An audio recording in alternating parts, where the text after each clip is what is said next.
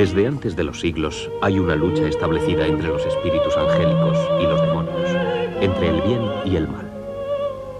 El diablo, representación de todo lo perverso y dañino, es el gran enemigo, el antidios al que se debe extirpar. Su causa estará siempre perdida de antemano, pero posee tales artimañas engañosas que a fuerza de promesas de poder y riqueza tiende a enseñorearse del mundo. Y no le faltan cómplices que se le someten para representarle y contaminar con sus actuaciones nefandas el más acá de los infiernos. Su lucha a muerte es proyectada y representada entre los seres de la tierra. También en la tierra, por tanto, había que continuar esta lucha irreconciliable. El bien tiene que triunfar sobre el mal como la verdad sobre el error. Y si el mal como el error resultan dañinos, deben ser castigados hasta su extirpación. Es un impulso de origen religioso que obliga a poner en funcionamiento mecanismos protectores, necesariamente sociales y políticos, de mayor o menor contundencia.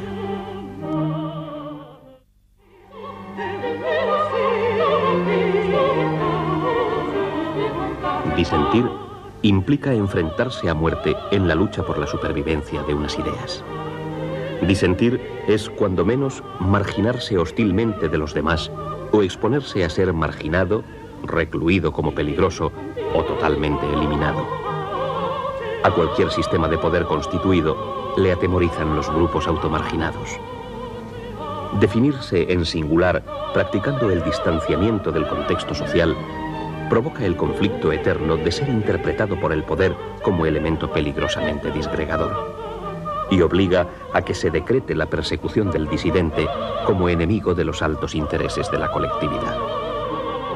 Tras los concilios de Verona, Letrán y Toulouse, el Papa Gregorio IX funda el Santo Oficio de la Inquisición, destinado a aplicar la violencia como remedio contra la enfermedad herética. Era el año 1233. La Inquisición supone la existencia de una sociedad y de una organización política teocráticas. Esto es, una entidad dedicada a averiguar, perseguir, juzgar, condenar conductas delictivas.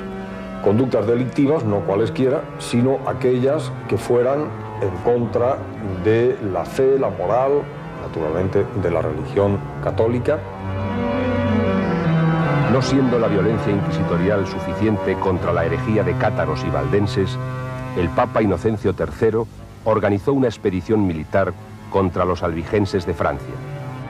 La Gran Cruzada cayó sobre Provenza, pasando a cuchillo a la población con salvaje ceguera, sin distinguir ni a los propios católicos. «Matadlos a todos», gritaban los obispos según la crónica, «que Dios conocerá a los suyos».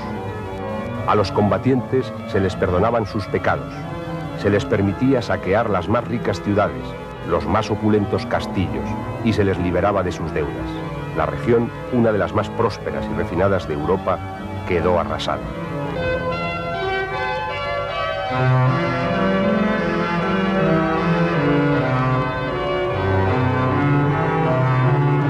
Dentro de una Europa medieval cristiana intransigentemente dogmática, la península ibérica fue para los judíos una tierra abierta, tolerante.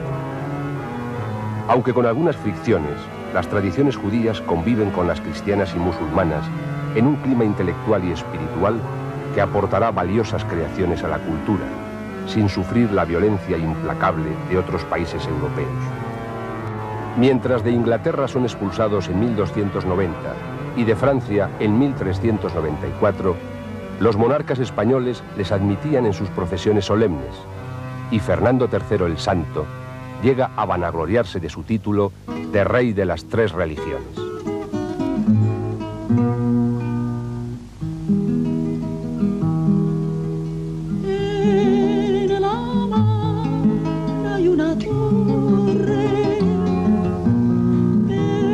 Este clima de convivencia se va deteriorando también en España.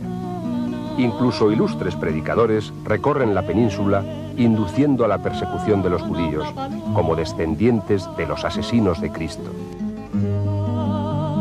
El recelo del pueblo hacia los hebreos se va a convertir en odio con la crisis que Europa padece en el siglo XIV. Hambre, peste, luchas religiosas y sociales son elementos propicios para que cualquier calumnia atribuyera a los judíos la culpa de todas las calamidades en creciente hostilidad.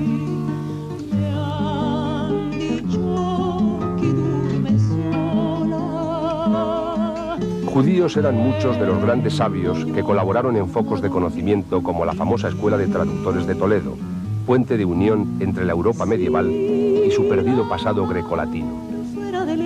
Para los musulmanes, judaísmo, cristianismo y maometismo eran la descendencia espiritual de Abraham, religiones del libro revelado. Por su parte, las leyes de las comunidades cristianas de la época reconocían generalmente una igualdad de derechos para cristianos, moros y judíos. Los judíos prosperan en la sociedad cristiana, peor dotada que la musulmana en lo técnico y lo cultural. Eran médicos, artesanos, orfebres, controlaban la recaudación de impuestos y ascendían a los principales puestos de la administración, llegando a ser financieros de los reyes.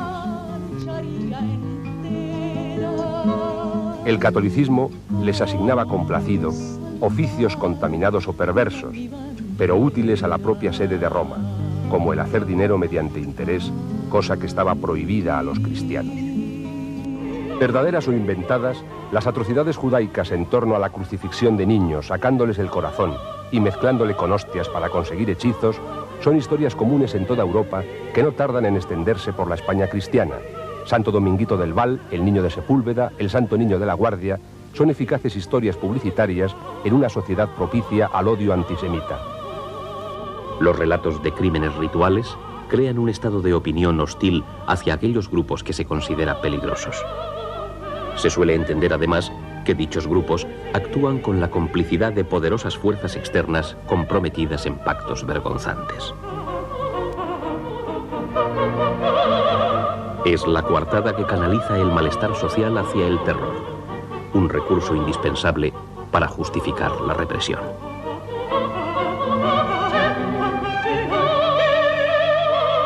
Cualquier error repetido no tarda en convertirse en una verdad aceptada.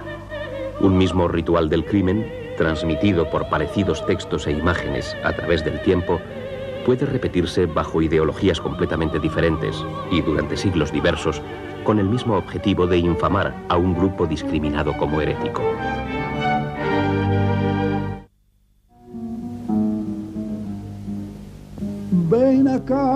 En Sevilla, en pleno barrio de Santa Cruz, en la calle que precisamente se llama de la Susona, hay un azulejo con una calavera que recuerda los tristes momentos del nacimiento de la Inquisición española. En octubre de 1480, al comenzar a actuar el Santo Oficio en Sevilla, una gran masa de conversos inicia el éxodo de la ciudad, huyendo a las posesiones nobiliarias con el peligro de ser entregados por los propios nobles bajo pena de excomunión.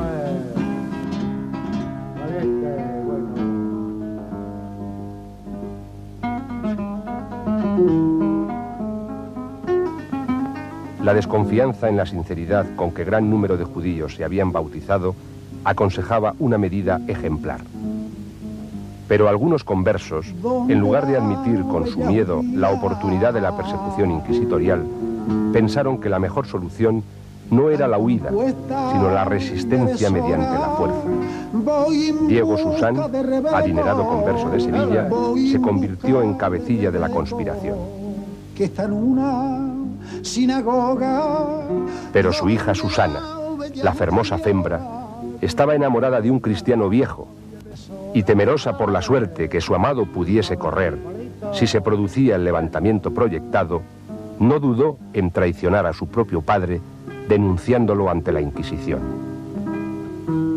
Todos los implicados fueron detenidos. Susana no pudo soportar las consecuencias de su acto. Entró primero en un convento. Más tarde se entregó a la prostitución y terminó por suicidarse después de expresar su última voluntad: que su cráneo colgase sobre la puerta de su casa para ejemplo y advertencia. Su delación había motivado el primer auto de fe de la Inquisición española el día 6 de febrero de 1481, con la muerte en la hoguera de su padre entre otros poderosos conversos sevillanos.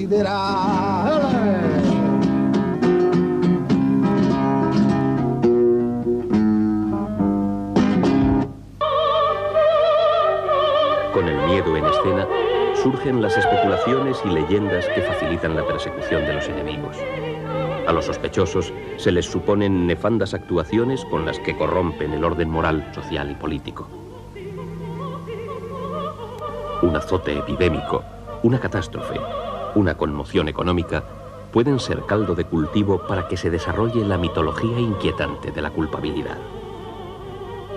Con el nombramiento del inquisidor Fray Tomás de Torquemada, la Inquisición adquirirá una importancia decisiva como instrumento en manos del poder centralizador del Estado. El 20 de enero de 1492, celebrándose aún las fiestas de la Reconquista de Granada, Torquemada consigue de los reyes católicos un decreto por el que se disponía la expulsión de los judíos. Tú te llamas Pacharico de volar. En poco más de 2 siglos se había pasado del clima de convivencia con sus problemas y roces a la expulsión definitiva de todos los reinos hispánicos si no se sometían a una conversión forzosa.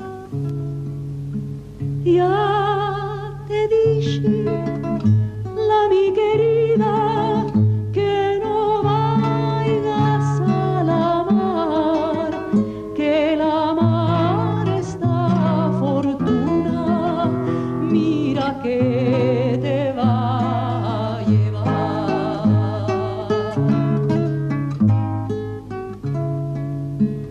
Que me lleve. El éxodo fue terrible.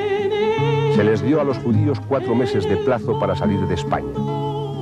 Tuvieron que malvender sus propiedades, abandonar su tierra natal y marcharse a pie o en mula por los caminos hasta caer extenuados.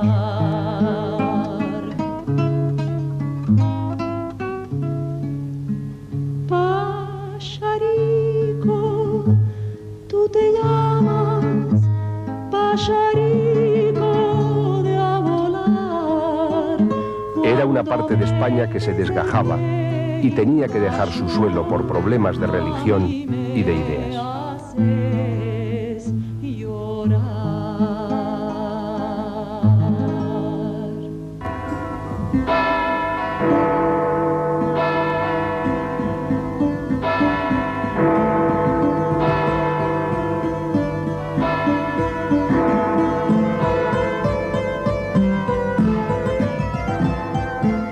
España, martillo de herejes, luz de Trento, espada de Roma, cuna de San Ignacio. Esa fue nuestra grandeza y nuestra unidad. No tenemos otra, proclamaba Menéndez y Pelayo al estudiar a los heterodoxos españoles. ¿Martillo de herejes? ¿Espada de Roma? ¿Fue esa la grandeza española? ¿Fue esa su verdad? No era la tolerancia un valor de uso reconocido durante la mayor parte de los siglos XVI y XVII. No lo fue en España, pero lo fue quizás en las demás partes del mundo civilizado. Es monopolio histórico de los españoles la aplicación del tormento, las mazmorras, la extorsión, las hogueras y la muerte del adversario.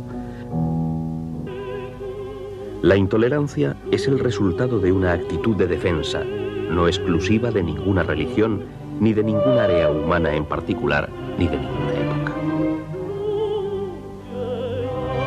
Ante el peligro de que el temido mal pueda contaminarlo todo, las comunidades humanas han necesitado encerrarse en sus sistemas de valores, normas y creencias que les daban la razón de ser frente a otras creencias y otros sistemas de valores ajenos y otras normas que pudieran alterar el equilibrio del orden dominante.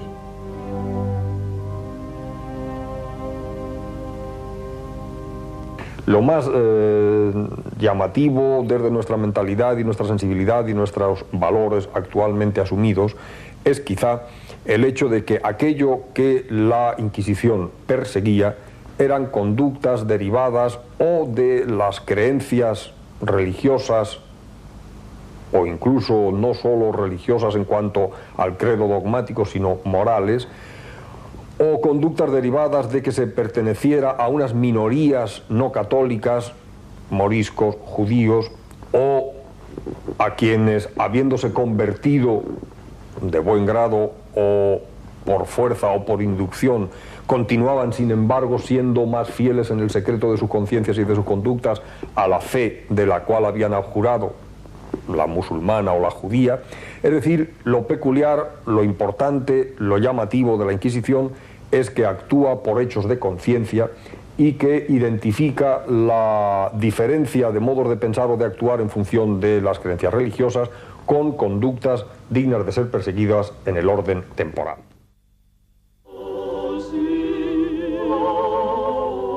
En medio de aquel clima intransigente, fue preso, en 1572, durante 5 años, el teólogo y catedrático de la Universidad de Salamanca, Fray Luis de León, con otros profesores de espíritu liberal, por haberse atrevido a traducir el Cantar de los Cantares, basándose en el texto hebreo de la Biblia antes que en la Vulgata de San Jerónimo.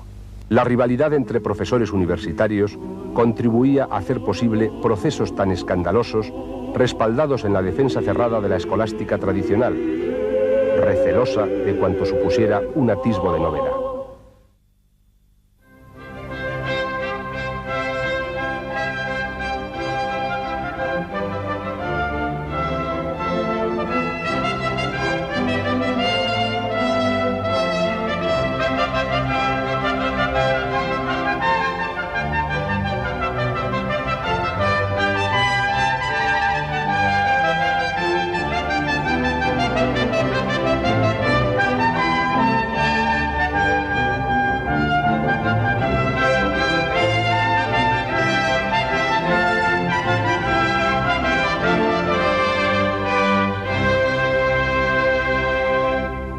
Aquel clima de libertad desaparece como consecuencia no solo de la contrarreforma, sino de las medidas políticas que algunos reyes, sobre todo Felipe II, introdujo en el ámbito de la cultura.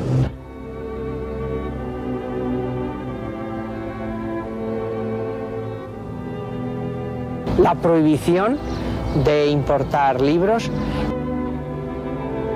la prohibición también de estudiar en universidades extranjeras, salvo las 4 católicas conocidas de Nápoles, Roma, Bolonia y Coimbra.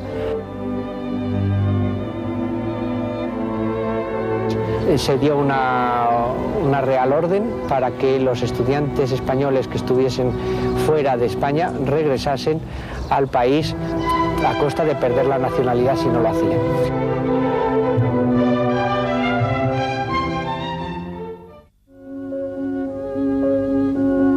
España hubo de desempeñar durante su hegemonía internacional un papel histórico difícil, en el que los principios políticos, base de su monarquía, se identificaban incontrovertiblemente con unos valores religiosos de signo católico.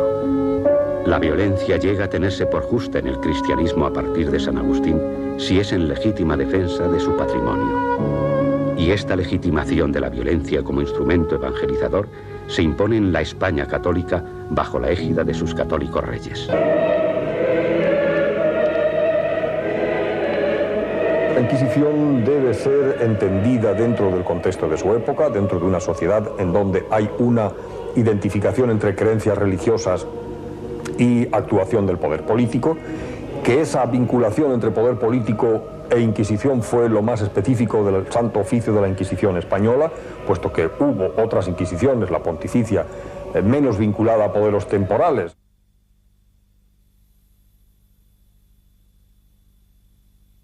Cuando a mediados del siglo XVI Carlos V entabla la lucha contra la reforma como medida de seguridad hacia sus poderes, entabla a la vez la lucha contra quienes creaban buena parte de la opinión pública en el mundo, y más concretamente en Europa. Los odios se exacerbaron aún más cuando Felipe II, obsesionado por la pureza del catolicismo, mantiene en Flandes el concepto de guerra santa total, convirtiendo a sus soldados en combatientes de Dios, con la misma pasión que antes llevara a España a extirpar el islamismo, la otra religión igualmente convencida del carácter sagrado de su causa. Nadie llegó a inspirar mayor antipatía fuera de España.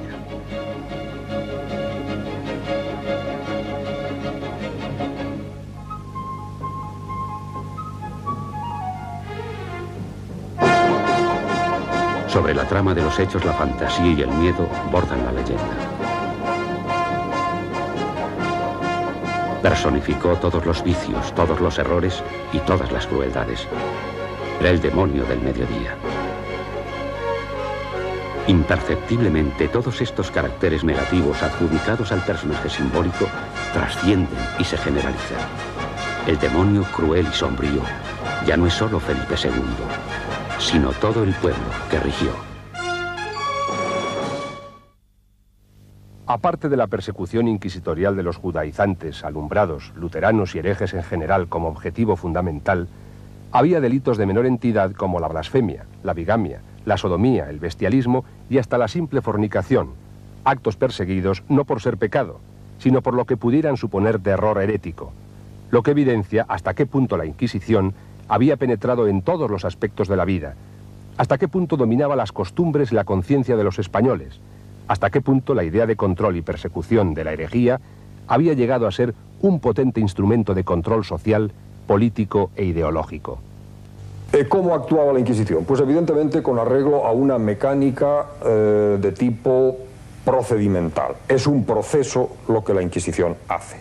Primero averigua en secreto qué conductas delictivas pueden haberse cometido, utilizando para ello delaciones secretas o informes de individuos vinculados de alguna manera más o menos intensa a la Inquisición, por ejemplo los familiares de la Inquisición, hasta que en virtud de esas averiguaciones secretas se considera que una o determinadas personas han cometido determinados delitos y entonces ya son detenidos, pasan a una situación de presos en las cárceles de la Inquisición. Se sigue instruyendo contra ellos, y subrayo el contra porque no hay ninguna presunción de inocencia, sino más bien lo contrario. Se sigue instruyendo contra ellos unas actuaciones sumariales y cuando ya se tiene contra ellos los cargos suficientes y a juicio de los instructores las pruebas suficientes, se puede pasar a la fase propiamente judicial, a lo que pudiéramos llamar el juicio oral o definitivo de la causa.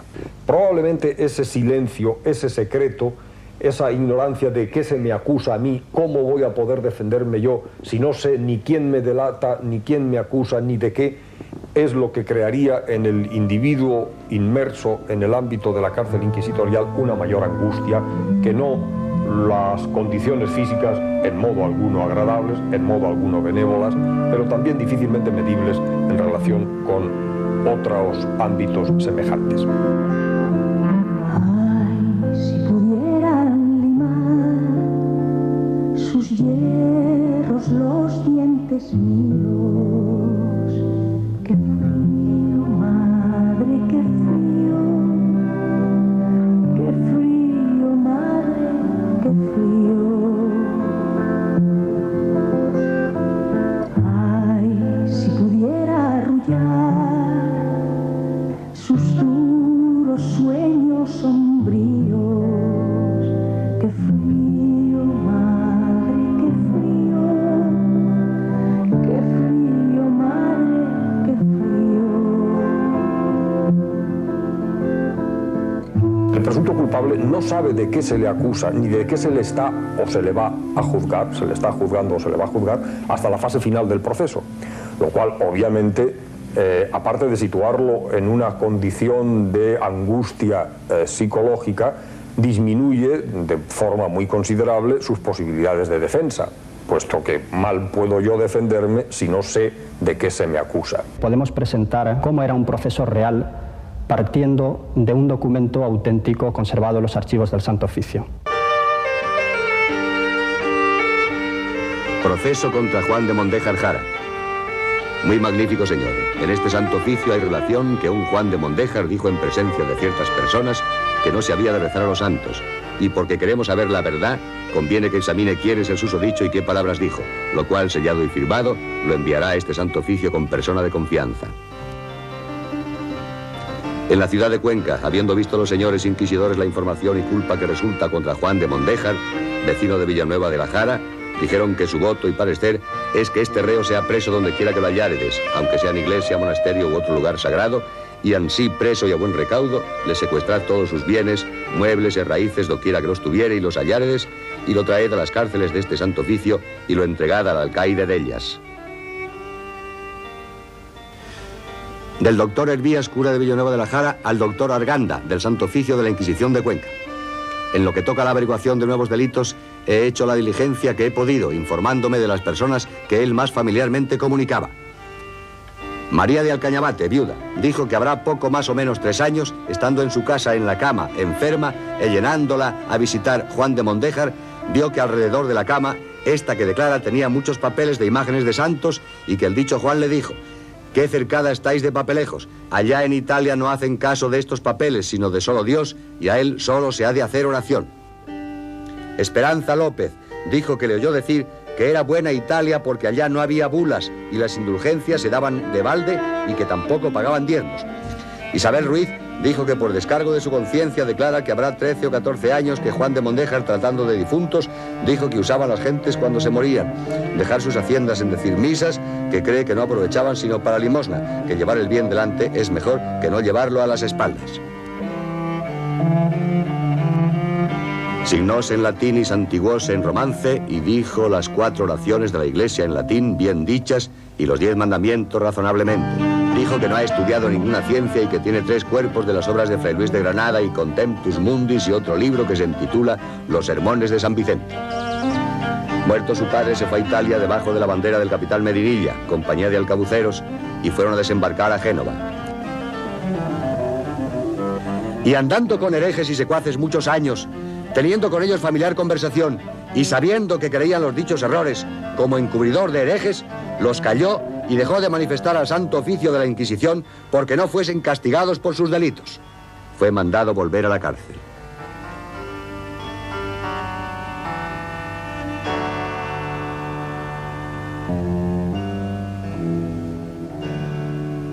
El ilustre doctor Hervías, consultor y comisario del Santo Oficio, hizo parecer ante sí a los siguientes testigos presentados para los descargos de Juan de Mondéjar.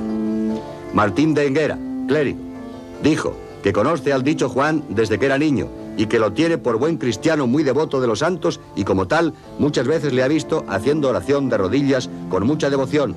Lucía de la Parrilla, monja novicia, le he visto venir muchas veces a oír misa. Mari Gómez Picaza, monja novicia del monasterio de las Descalzas de esta villa, dijo que tiene al dicho Juan de Mondéjar por devoto de los santos. Dijo que quiere suplicar a su señoría, atento que está enfermo, sea servido de despachar su causa con brevedad y tener consideración de que es cristiano viejo y que 10 o 12 deudos suyos son familiares y oficiales de la Inquisición. Fuele dicho que él trate del descargo de su conciencia, que en este santo oficio se tiene cuenta con el despacho de su negocio. Fue mandado volver a su cárcel.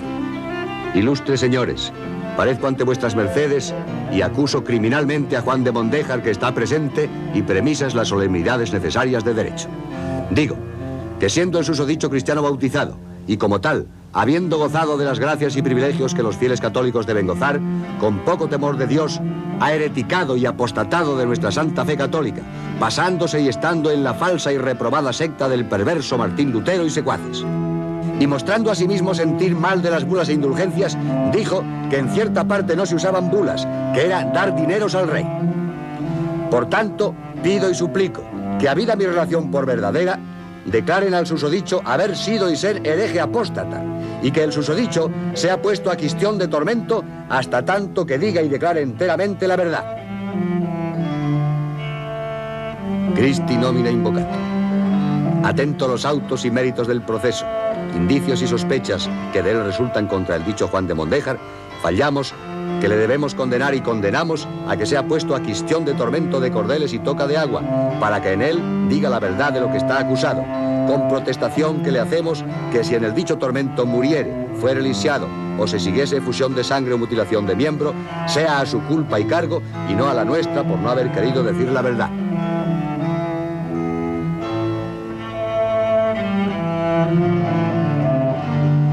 Tormento de Juan de Mondéjar. Fue mandado llevar a la cámara del tormento donde fueron los dichos señores inquisidores y fuele dicho y amonestado que por amor de Dios diga la verdad.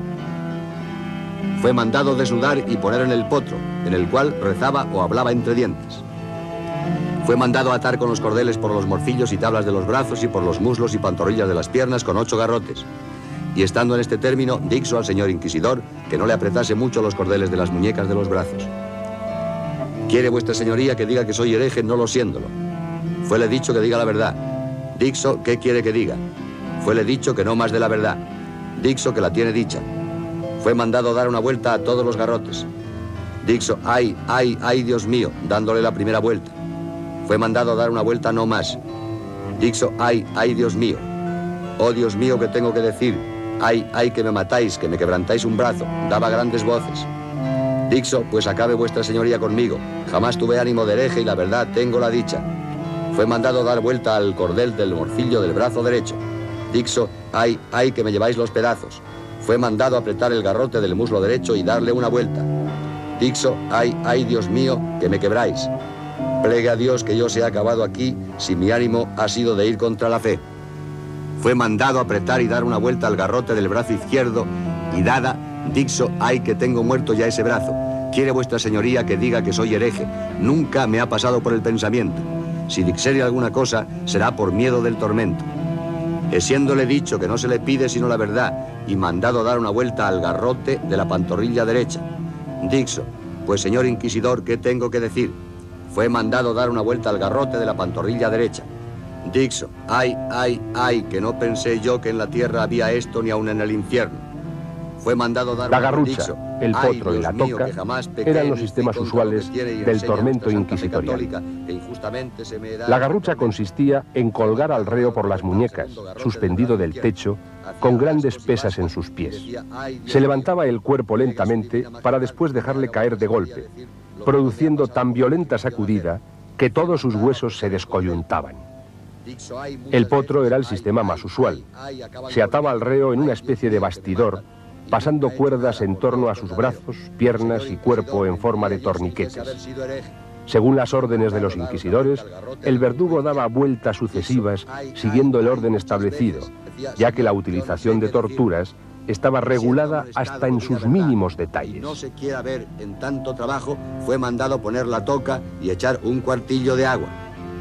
Fue echado el potro se completaba con la toca, tortura que consistía en introducir al acusado un lienzo en la boca y hacerle tragar agua lentamente a través del tejido.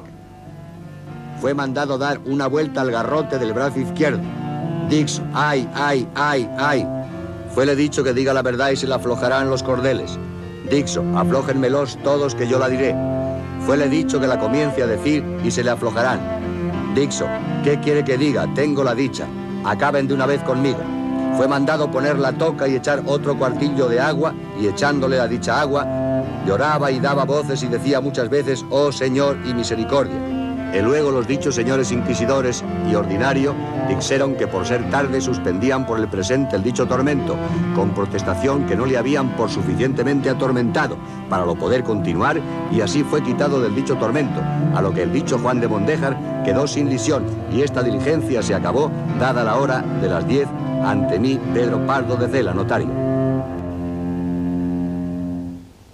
Todo lo que sea valorar si fue más o menos grave, si fue más o menos cruel, si fue más o menos severa la utilización de la tortura, parece incluso truculento, porque por poco severa que fuese cualquier práctica de la tortura, a mí personalmente ya me parece excesiva, terrorífica, abominable, en presente de indicativo, en nuestro tiempo y en cualquier otro tiempo.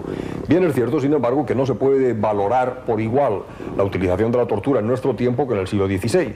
¿Y ello por qué? Pues porque en el siglo XVI la tortura no es un mecanismo que se practique a escondidas o sin decirlo o en contra de la legalidad o en contra de las convicciones entonces imperantes, sino que por el contrario el tormento es una práctica de prueba que está reconocida como válida en las partidas, en la legislación real ordinaria, en el derecho canónico, en la legislación y la regulación del Santo Oficio de la Inquisición. En ello la Inquisición no utiliza algo que no se utilizara también fuera del ámbito inquisitorial.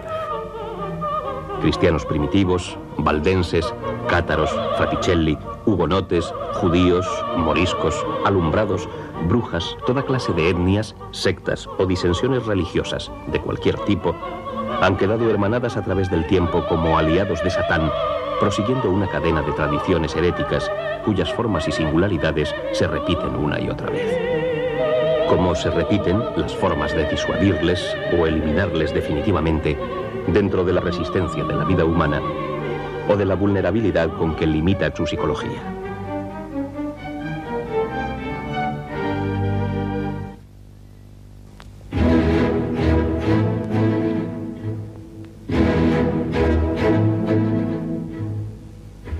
El viejo mundo de la hechicería, de la magia, de las brujas de la más remota antigüedad, renace y vuelve a preocupar en Occidente a partir del siglo XVI, con una fuerza desconocida para la cristiandad medieval.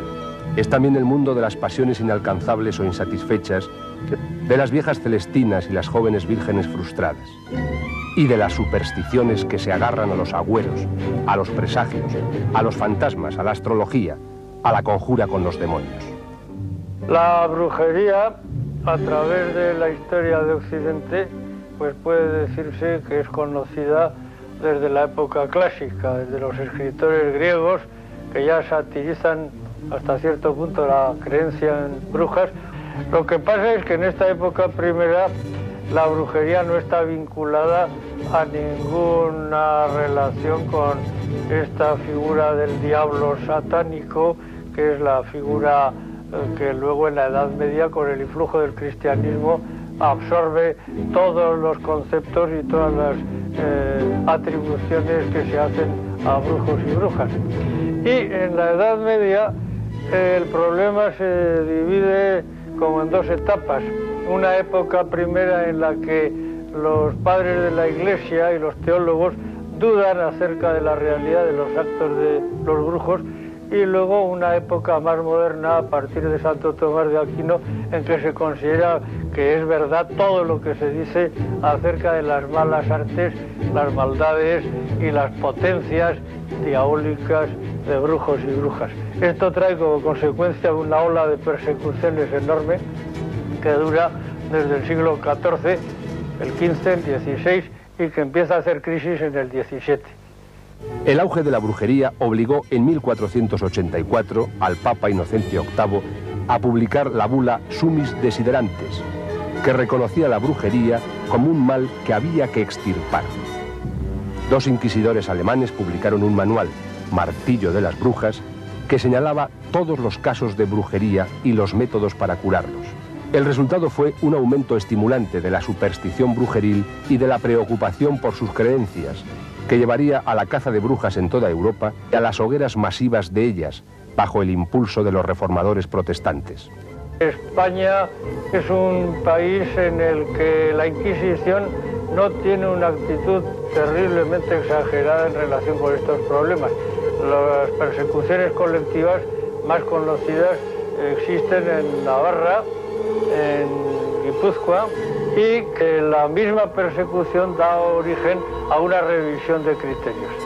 En el siglo XVII hay inquisidores, hay hombres de pensamiento fuerte que consideran que toda esta creencia popular hay que revisarla y que no, que hay que aceptar como positivos los testimonios de niños, de ancianos, de débiles y de personas que pueden tener alguna mala querencia en relación con un proceso de brujería. Es decir, que el problema de la calumnia, el problema de la acusación falsa, el problema de la denuncia se plantea en este momento como algo muy importante en la prueba testimonial.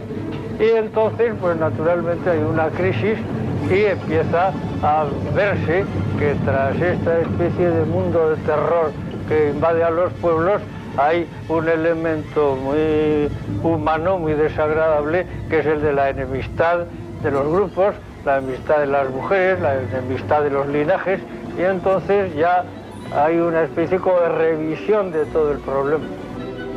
En España, el Santo Oficio encargó hacia 1610 un informe al inquisidor Alonso de Salazar, quien tras una concienzuda encuesta no halló las menores indicaciones por las que preocuparse por un solo acto de brujería. Mientras en Europa continuaba la caza, la Inquisición española predicaba precaución y prudencia. Desde entonces, apenas se consideró la brujería como algo más que ridículas supersticiones. Conocemos también esa fase espectacular, teatral, de los autos de fe, cuando se procedía con un arreglo a un montaje escenográfico muy calculado, muy pensado, con técnicas teatrales barrocas, sobre todo, claro, cuando la época de la que se trate fuera el 17. Pero incluso en épocas anteriores hay una sensibilidad teatral y barroca y espectacular en el montaje de todos los autos de fe, precisamente porque con ellos de lo que se trataba era de impresionar en la sensibilidad del espectador, del ciudadano medio.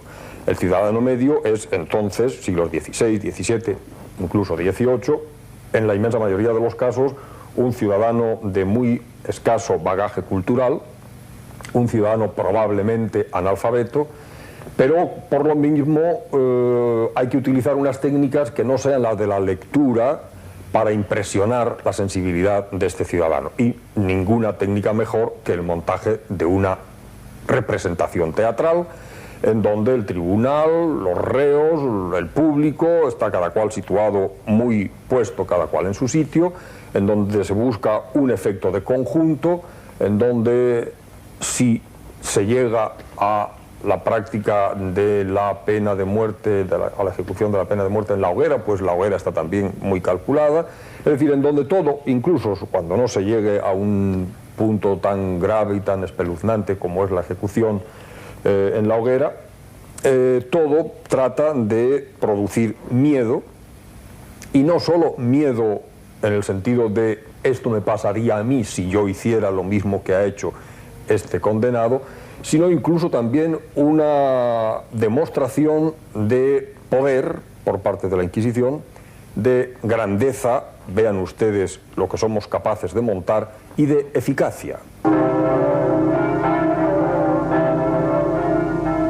Sepan todos los vecinos y moradores de esta villa de Madrid cómo el Santo Oficio de la Inquisición celebra auto público de la fe en la Plaza Mayor de esta corte de Su Majestad a 30 de junio del presente año de 1683, y que se conceden gracias e indulgencias por los sumos pontífices a todos los que acompañaren a dicho auto. Desde 1632 no se había celebrado en esta villa un auto general de la fe al que concurriesen reos traídos de otras poblaciones en número tan crecido. Sobresalieron siempre los reyes católicos de España y se señalaron más que todos los otros príncipes del mundo en fomentar el oficio de la Santa Inquisición. La representación de su tribunal traslada a la tierra una viva imagen del trono majestuoso de Jesucristo en los cielos.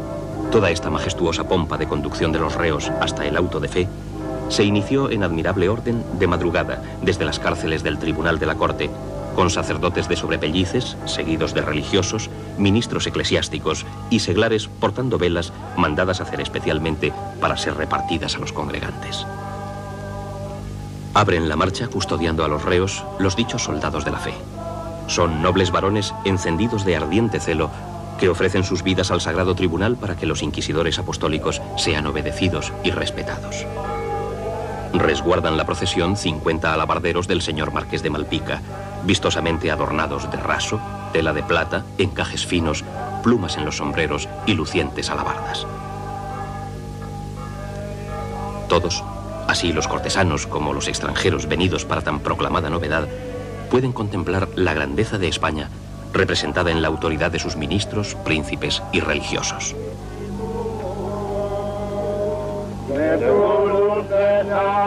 Cabalga el señor Marqués con gallardía en su caballo tordillo con silla de plata de extraordinario dibujo, vestido de tafetán negro bordado y venera de diamantes, acompañándolo 18 lacayos y cocheros con libreas de paño de Holanda y chupas de tela anteada. Tanto acompañamiento a los reos se puede comparar con el que el día del espantoso juicio de Dios habrá de seguir a la ignominia de los culpables con la alegría de los justos detrás del estandarte de la cruz, asistidos de coros de arcángeles hacia el valle de Josafat, ante el trono excelso del Supremo Juez. Ha sido Su Majestad y Señor nuestro, el Rey Carlos II, quien ha querido patrocinar la celebración de este auto general, ofreciéndonos el obsequio de hallarse presente, según solemne y pública demostración de que el error nada puede frente a la ortodoxia.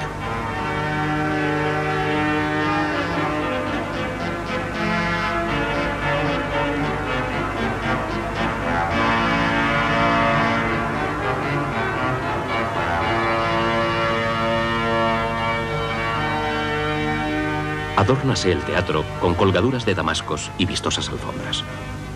Cúbrense con ricos paños el púlpito del predicador y cátedras para leer las sentencias. El altar en que se fija la cruz verde está adornado con lujosos candeleros de plata. Han sido aplaudidas las más altas jerarquías al aparecer e irse colocando en sus apostamientos.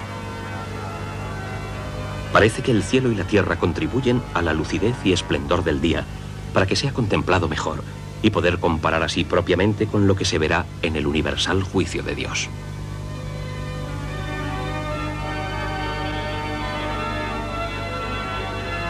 Han ido subiendo también los reos por la escalera de la derecha hasta colocarse en las gradas que les tienen destinadas. Cada uno de los 120 traídos de las cárceles van acompañados por 2 religiosos que les asisten hasta que les sean leídas sus causas, admitiendo a unos a la gracia y comunión de la Iglesia y relegando a otros al incendio voraz del fuego como anticipo de lo que será aquel tremendo último día. La providencia del tribunal les ha hecho muy de mañana prevención de bizcochos y chocolate como socorro alimenticio. Pasan hacia el altar con la cruz verde y, dando vuelta por el corredor inmediato a sus majestades, llegan a sus lugares señalados.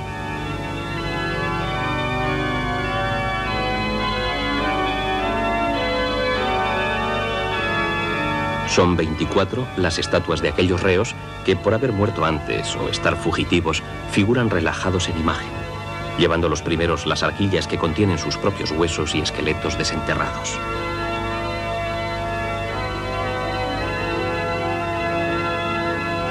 De los reos que asisten en persona, 11 son penitenciados, unos por casados 2 veces, otros por supersticiosos y otros por hipócritas y embusteros, con sogas a la garganta y tantos nudos en ellas cuantos centenares de azotes a que estaban condenados.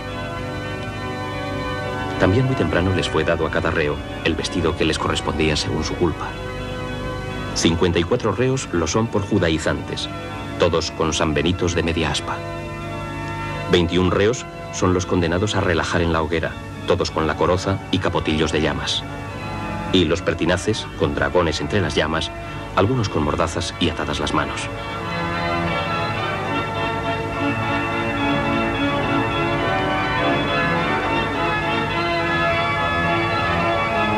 Se han vestido los capellanes de honor que asisten al señor Inquisidor General con sus capas pluviales. Enarbola el estandarte de la fe el señor Fiscal de Toledo. Presiden al lado del Rey Nuestro Señor las augustísimas reinas y señoras nuestras, su esposa y su madre. Se ha preparado para sus majestades el balcón central, dorándolo, quitándose el que caía encima para que nadie pueda ocuparlo y colgar en él el dosel decorado por el tapicero mayor. Desde este balcón hasta el plano del teatro se ha comunicado una escalera por la que el señor Inquisidor suba a recibir el juramento de su majestad, prometiendo perseguir a los herejes y dar la ayuda necesaria para el Santo Oficio y sus ministros. Resplandecen en los balcones las señoras damas de palacio. Se reconocen en todos los demás balcones personas ilustres y los sujetos más autorizados de la corte, con no pocos embajadores y príncipes extranjeros.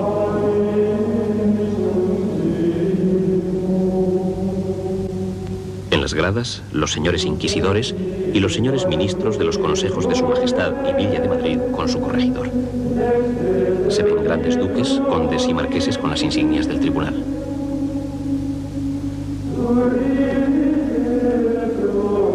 Parece muy acertado el repartimiento que ha hecho de los balcones el señor condestable de Castilla y de León, camarero mayor del rey, su copero, su mayordomo, su cazador mayor, siguiendo el reparto que se suele guardar para las corridas de toros.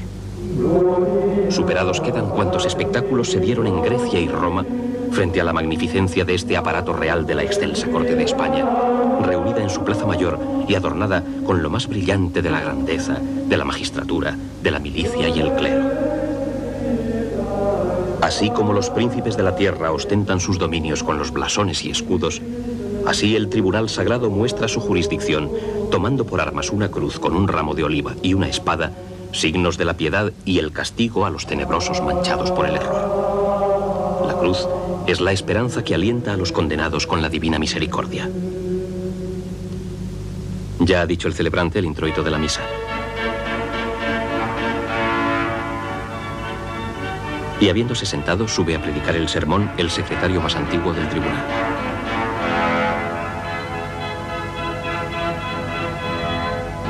Un espectáculo al que no es impropio calificar de maravilloso.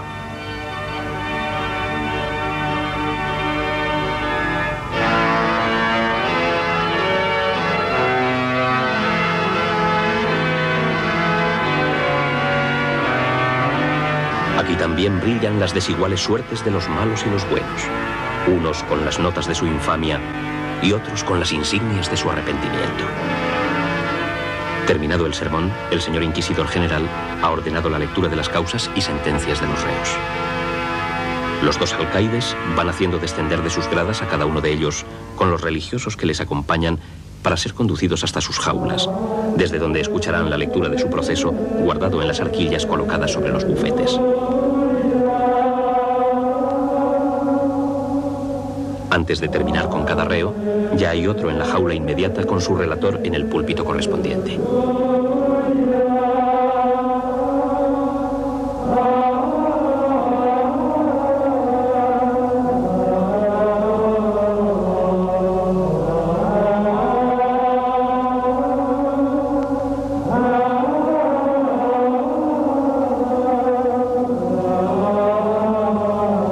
Los procesos de los reos penitenciados se refieren a judaizantes, embusteros, supersticiosos, hipócritas y casados 2 veces. Han sido condenados, según sus culpas, a penas de azotes, cárceles, vergüenza pública, galeras de su majestad al remo y sin sueldo, destierros y relajamiento a la justicia y brazo seglar con muerte en la hoguera purificadora.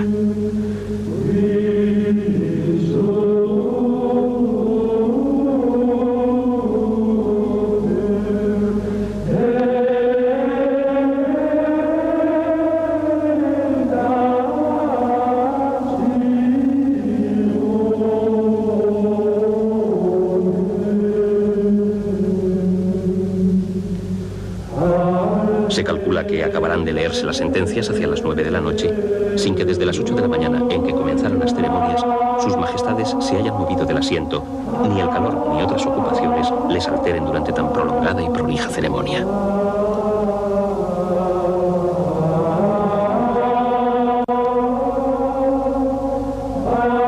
Acabadas de leer las sentencias de los condenados a muerte, los relajados son entregados al corregidor y serán conducidos hasta las afueras, en la puerta de Fuencarral, donde está instalado el brasero en el que habrán de arder durante toda la noche.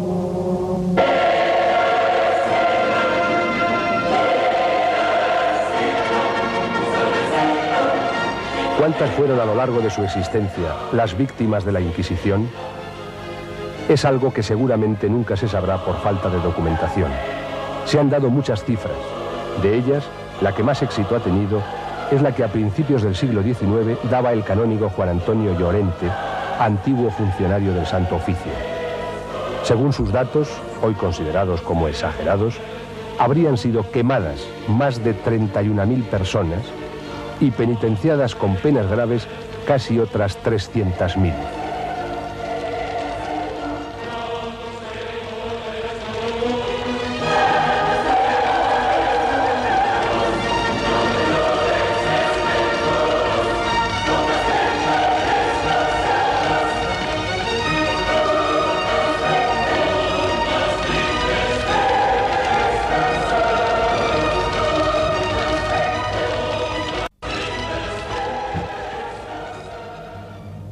La distorsión y la quema de cuerpos humanos, portadores de ideas heréticas, fue siempre acompañada por la distorsión y la quema de libros portadores de pensamientos y doctrinas susceptibles de estar en desacuerdo. Eliminar palabras, frases, páginas, libros, bibliotecas enteras, al no poder eliminar sus razonamientos, sus teorías, su comprensión diferente del mundo. Un trabajo más minucioso y técnico, un auto de fe más sencillamente eficaz. El marcado sentido trágico y hasta un tanto masoquista con que algunos sectores intelectuales o políticos españoles más críticos o menos conformistas han reflexionado sobre la historia de España, les ha llevado a establecer ciertos rasgos de complicidad con aquella crítica interesada del exterior, dando lugar a encarnizadas controversias, situadas generalmente en el terreno del compromiso político. Los argumentos se convierten en apasionada arma arrojadiza antes que análisis científico.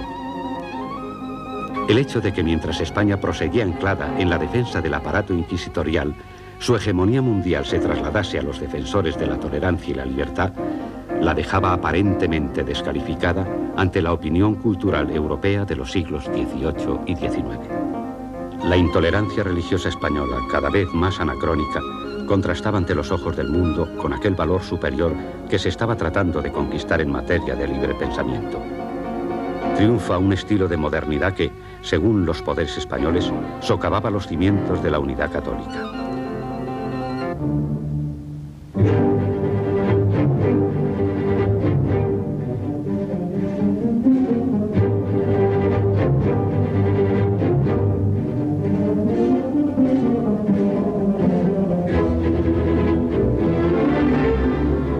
La invasión napoleónica sería mortal para el Santo Oficio. Ya en la Constitución de Bayona se pretendió incluir un artículo aboliendo el polémico tribunal.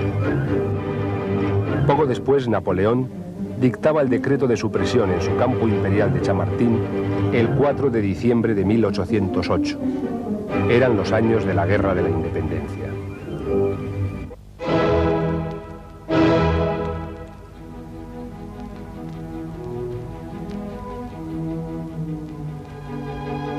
Las Cortes de Cádiz, que representaban la resistencia contra el francés, después de una larga polémica a nivel público y tras un complejo debate, decidieron el 12 de febrero de 1813 la incompatibilidad del nuevo régimen surgido de la Constitución de 1812 con la Inquisición.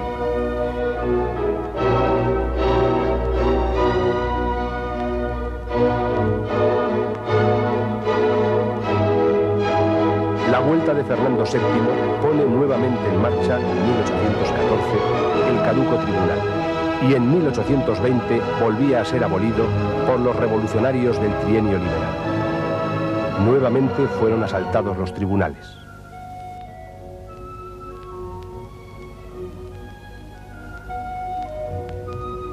En 1823 vuelve otra vez el absolutismo, pero ya no se restableció la Inquisición, aunque muchas voces clamaron por ello, y aunque las juntas de la fe, una especie de sucedáneo del Santo Oficio, tuvieran alguna actividad inquisitorial.